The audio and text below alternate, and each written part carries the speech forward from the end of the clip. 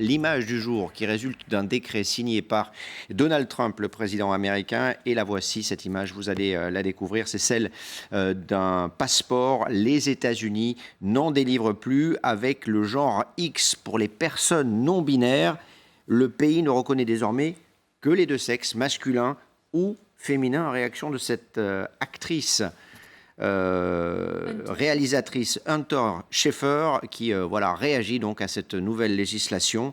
Alors c'était une promesse de campagne du candidat républicain. Aux États-Unis, il y a 1,6 million de personnes qui se réclament ou qui se définissent comme transgenres. Plus de 300 000 sont âgées entre 13 et 17 ans et elles auront toutes désormais sur leur papier d'identité leur sexe de naissance. Vous avez une réaction peut-être à cette image du jour? Oui, dans cette histoire d'Hunter Schaeffer, donc elle se plaignait qu'on lui ait changé son féminin contre un masculin au moment d'un renouvellement de passeport.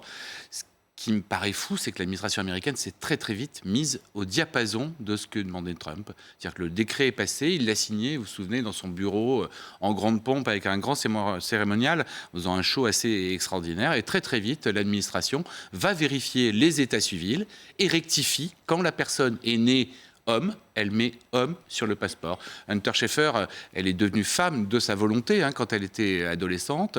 Elle veut toujours l'être aujourd'hui, mais elle aura un passeport marqué masculin de son sexe d'origine, de naissance. Oui, elle est femme de fait, puisque c'est ce qu'elle est. C'est ce qu'elle est, c'est ce qu'elle souhaite être et c'est ce qu'elle est. Cette affaire illustre l'ampleur, la violence de la guerre idéologique et culturelle qui est menée par Donald Trump sur un certain nombre de sujets. On parlait de l'Ukraine juste avant, mais sur cette question précise, souvenez-vous, quand il y a eu des incendies, quand il y a eu ce crash aux États-Unis, Donald Trump nous expliquait que c'était la faute du wokisme, des transgenres, etc., et du laxisme. Et je pense que ça fait que quelques semaines que Donald Trump est en fonction, et à mon avis, cette guerre-là ne va faire que s'intensifier.